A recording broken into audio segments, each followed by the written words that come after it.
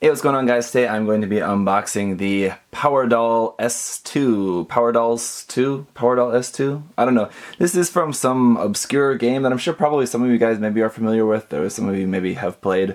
Personally, I have never played it. I barely even know what it is. I just know that it's a really cool mecha design.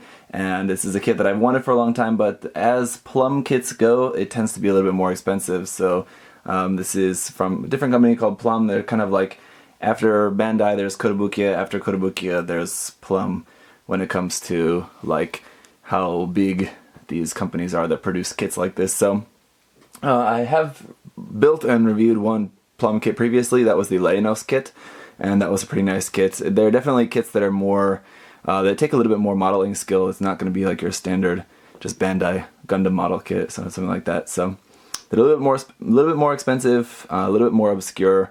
But you have some really cool designs. So just pretty basic artwork here on the front. There's just a picture of the painted model, and that's pretty much it. On the sides, they're pretty much the same. Nothing on the back, obviously. On the top, we do have a pose of it there actually holding a gun, which you can just sort of barely see there. And the list price of this of 8,000 yen. So again, pretty expensive considering this is basically like a kind of standard-ish master grade size box. Really not that big though. Any Bandai Master Grade kit in a box this size would probably be more around like the 4,500 yen range, I suppose. So anyway, PowerDollS2, detachment of limited line service. Yeah, not really know too well about that, but anyway, there's front, there's rear, and there's action. So it does have some sort of weapon. One weapon, I think, is all that really comes with this. That's probably going to be one of my biggest complaints about the kit when it's all said and done. First thing here, we do have a runner that's not in a bag that some other companies do that. Or here it is. Here's the bag for that. So my runner just came out of the bag.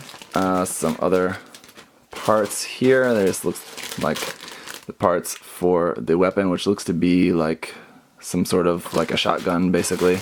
Some hand parts, some a little bit softer kind of polycap parts there. Looks like white parts, white parts, white parts, as most of the armor is white, plenty of those, and some more kind of larger gray parts. So it looks like there's not really an inner frame to this at all. There also doesn't appear to be any sort of waterslide decals or sticker markings or anything like that. Not really a big deal, and it's not like it shows any on the artwork here. It's totally blank, but was expecting at least maybe a small little sheet of water slides with some markings or something, but apparently not. So again, here on the front, it's just a picture of the kit, just standing. By all the pictures of the kit on the outside of the box, you'd think that it can't really do too much except just stand there, which I think will be okay because it does look cool. But again, that plus the absence of any sort of inner frame, I'm guessing the articulation of this, similar to the Leinos kit, is going to be relatively limited. So we can see our color guide here, all in Japanese, of course, some illustrations. Really nice illustration though, for sure. I guess if you wanted to try to test out some color schemes, if you could get a scan of that line art, you could use that for trying some color schemes. Here are parts list, runners A, B, C, D, E, F, G, H, I, and then polycaps. And then it's just on with the construction. So it looks like building the head and torso kind of section first. Then I think those are maybe the arms, and then the legs, and then kind of finishing up with just the one weapon there, and then the final assembly, and it's just kind of relatively straightforward.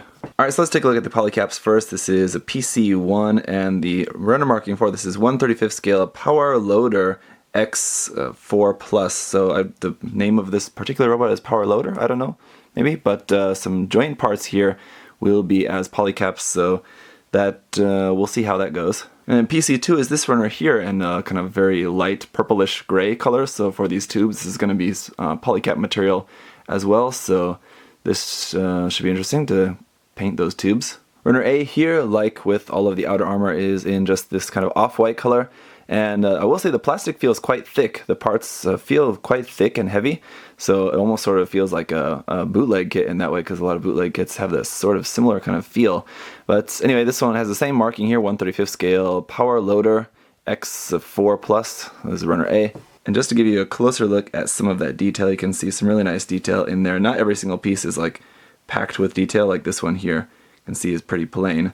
But where it does have detail, it's really fine, really sharp. The runner B is just kind of more of the same, off-white armor parts here. Runner C as well, again, more of the same. We got some of our larger parts on here, including some parts there for what looks to be the head as well. Runner D seems to be parts that are probably mostly for the arm, I think, because we have a 2 of this D runner. And then runner E is what looks like probably mostly parts for the legs, because we have 2 of this E runner as well, 1 for each leg. Runner F is in this nice dark gray color here for basically the only kind of parts of frame that we have for the kit, which is basically just some joint parts, and for the bottom of the feet. Runner G is also in that same dark gray color. It looks like mostly parts for some different hand options. Looks like we maybe have 3 or 4 different options for the hands, and then a couple other smaller little detail parts on there as well. Runner H here is our only real bits of color for this kit, just a few blue parts there, just 5 in total. Really nice rich blue color though. I like the color of blue for this quite a bit, but definitely not going to be the most colorful kit. And then finally runner I is in a little bit lighter color for the rifle or shotgun. Again, I'm thinking that it looks like a shotgun, maybe, possibly, but this is just the parts for the weapon anyway, and that's it. Phew, so yeah, for 8,000 yen asking price, it's not a whole lot in there, but hopefully it'll be worth it. I really like the design for obvious reasons. It's just a really cool, interesting, unique design. You gotta love those huge big thighs on it. It's definitely a very eye-catching feature. So that is it for the unboxing, guys. Thank you so much for watching. Leave any questions or comments down below. I'm sure those of you guys who are familiar with this game or maybe even played it before can let me know a little bit more about the mobile suit in question. Oh, I should also mention to you guys that this is 1/35th scale. I think I mentioned that as it's listed on the runner, but just in case you didn't catch that, it's not shown here on the front of the box, but it's 1/35th scale, so, but I'm thinking it's going to be roughly about the same size as a 1/100th scale Gundam, I think, but we'll see in the review. That'll be coming up next. Thank you guys so much, as always, for watching. See you next time. Bye-bye. Thanks for watching.